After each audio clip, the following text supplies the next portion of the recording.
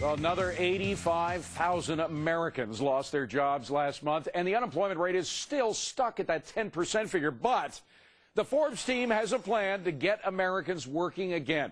Cut the minimum wage. It sounds contrarian, it is. But this week, Colorado actually became the first state ever to cut its minimum wage. So, Neil, you say do what Colorado did across the nation. David, this is such basic economics. You would think even Nancy Pelosi could grasp it. I mean, what we're talking about is if you increase the price of something, then less of it gets sold. Well, if you increase the price You don't sound like a socialist anymore, If you increase the price of labor, well, this is a capitalist-oriented. It is. Increase the price of labor and fewer people are going to get hired. You know, there's been a lot of debate about this, but the National Bureau of Economic Research, nonpartisan group, said you look at all the research over the years and it shows, yes, if you increase the minimum wage, it lowers the demand for labor. So, Victoria, it's supply and demand. If you want more jobs, you lower the minimum wage. Well, so I did a little research on my own and looked at states that have no minimum wage or the same as the federal minimum wage. And I thought, hey, those states, and Mississippi and Tennessee are included in that bunch, should have lower unemployment rates, right? They don't. They have the same as the national average or higher. And conversely, states that have high minimum wages, like California, are also pretty much in line with the average or lower. So I think this is an interesting situation where the minimum wage is low enough as it is that it wouldn't make a difference to employment if you lowered it or got rid of it. All right. Well, Steve, Victoria's sounding dangerously close to an economics expert here, and that makes my eyes go cross. But very simply, if you lower lower the minimum wage, will we get more jobs? Yes. Decades ago, when they started to substantially increase the minimum wage, and economist Bruce Bartlett pointed this out in Forbes this summer, you had single-digit minimum unemployment among teenagers. Now, certainly among African-American teenagers, it's gone up to 50%. Among other teenagers, way high in the double digits. It's priced people right out of the market, people who need entry-level jobs, learn those basic skills so they can start to move up the economic ladder. And as for Mississippi and Tennessee, they do have to pay minimum wage at the federal level. They may not do it as other states done and raise it even higher, which hurts job creation. But if they can't lower the minimum wage lower than the federal level, and since they're low-cost states, they get hurt very badly on that.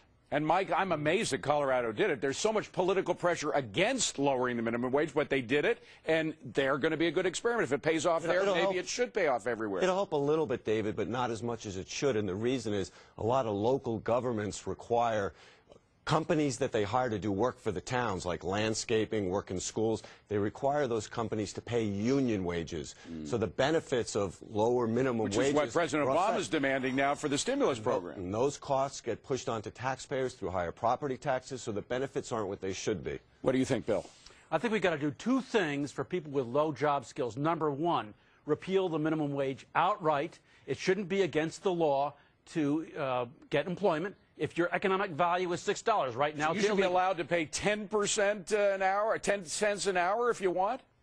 If you can get people to work for that. But the point is, we shouldn't be outlawing the employment of people whose economic productivity is $6 an hour. And as Steve says, they're moving up the ladder. There's another point. I think we ought to make their taxes a lot easier. Right now, we try to help these people by rebating, essentially, their Social Security tax through some complicated credits. Earned income credit, making work pay credit. You need a PhD to figure these out. What about dumping minimum wage altogether, like Bill suggests? Well, it's sound economically, but politically it's going to be just about impossible to do. You'll have people asking what you asked, employing people at 10 cents an hour and all that kind of stuff. So, yeah, it should be done, but that debate was settled 70 years ago. The key is to minimize the damage that it's done now, as we started to do decades ago when we substantially raised it and substantially increased unemployment among teenagers. That we can roll back. In Colorado, the decline is very small, but others may do it. And the other thing, if lowering that helps, how about lowering taxes for everybody? All right. Well, Victoria, we are going to see an example in Colorado. If Colorado succeeds at getting more employment by lowering the minimum wage, shouldn't we all follow? Well, yeah, that would change all the numbers that I saw when I compared state to state. I want to take on something that Steve said. He's in San Francisco, so we can argue here. I think that the reason teenagers aren't getting hired is demographic. If you think about it, the baby boomers are taking up a large portion of the workforce. They're holding those jobs captive, so teenagers can't get those jobs. I see Mike is disagreeing. Go ahead. Well, Victoria, there's some precedent here. When the stock market crashed in 1929, Hoover told American corporations, don't cut wages. In fact, raise them. We did that. It took us a lot longer to get out of the Depression than it did Europe, which allowed companies to actually cut wages. Neil? Again, you go back to the basics here, and if we could get rid of the minimum wage altogether, I think people would be much happier. Fact of the matter, most people who use the living on the minimum wage have more than one person in their home who are actually making money. So you don't have to live on $5 an hour. You have to get started somewhere, and it's better to be employed than not employed at all. Let me think like a politician. I can't eliminate the minimum wage. I'd get voted out of office. How about having a much lower rate for teenagers? First job only. Work up the ladder. We'll leave that suggestion out there at the end with Bill Baldwin coming up next.